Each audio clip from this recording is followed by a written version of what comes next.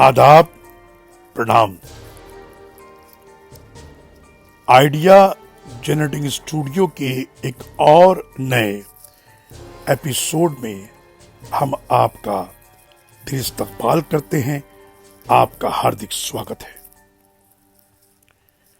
हमारी सीरीज साहित्य के पन्नों से, इसमें आज हम जिक्र करेंगे उर्दू की मशहूर शायरा परवीन शाकिर का।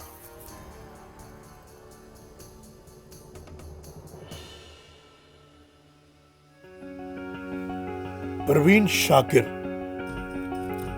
जदीद उर्दू शायरी में एक ताज़ा झोंके की तरह निस्वानियत और निस्वानी सोच को बढ़ावा देने का बाज़ बनी। उनसे पहले हिंदुस्तानी अदाकारा मीना कुमारी, जोहरा निगाह, अदा जाफरी, किश्वर नाहिद, फहमीदा रियाज, शबनम शकील और सारा शगुफ्ता निस्वानी तर्ज फिक्र को उजागर करने वाली अहम शायरात थी। मगर परवीन शाकिर ने अपना एक मखसूस अंदाज पेश किया जो इन दीगर शायरात से मुख्तलिफ था। अगरचे परवीन शाकिर की इब्तदाई नज़मों में फहमीदा रियाज के पहले मजमूए पत्थर की ज़बान की रोमानवी नज़मों का रंग झलकता है, मगर परवीन की मासूमियत और अज्ज़ ने उनको एक नया उसलूब अता किया। परवीन शाकिर की गज़लों के लहजे को उर्दू शायरी के जानने वालों ने बेहद पसंद किया। परवीन के शेरों में एक मासूमाना खुलूस था और मोहब्बत के नाजुक जज्बे के बहुत से रंग जो एक औरत की रोजमर्रा जिंदगी और घरेलू कामों के दरमियान से सर उठाने और हमें मुतवज्जा करते चले जाते हैं।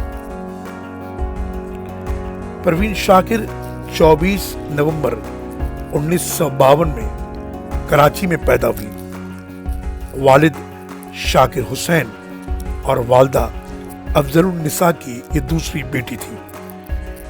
परवीन की बड़ी बहन का नाम नसरीन बानो था।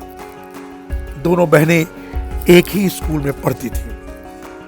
परवीन शाकिर ने 1966 में रिजविया कॉलेज स्कूल कराची से मैट्रिक का इम्तिहान पास किया। परवीन को शायरी से शुरू ही से मोहब्बत थी और उसकी बड़ी वजह परवीन के नाना जान थे।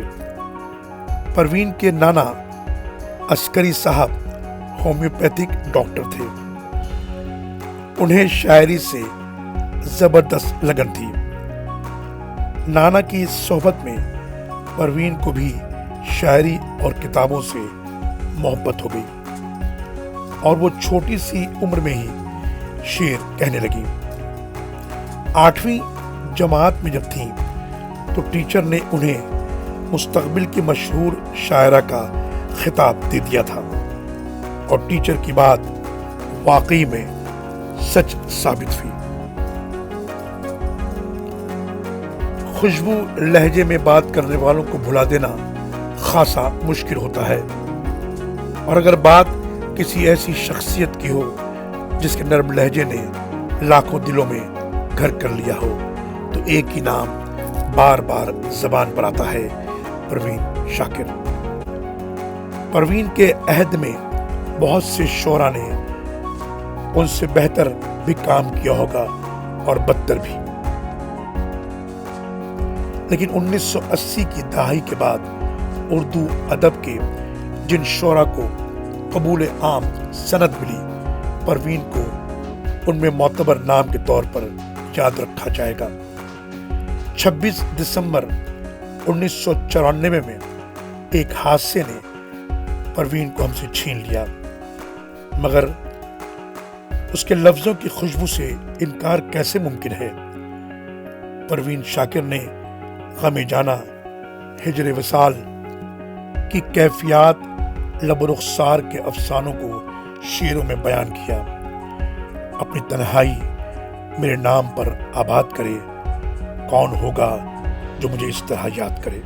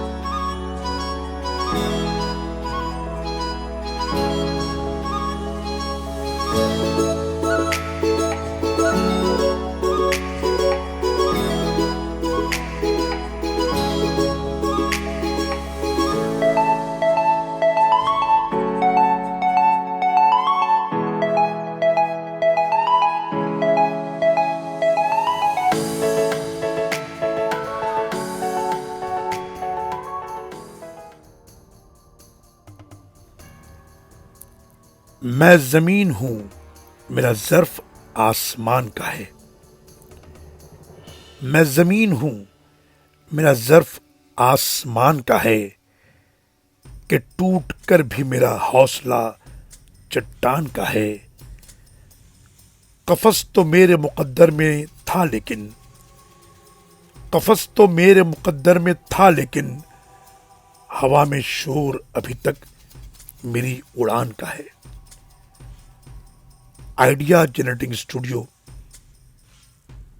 اس عظیم شاعرہ کو خراج عقیدت پیش کرتا ہے۔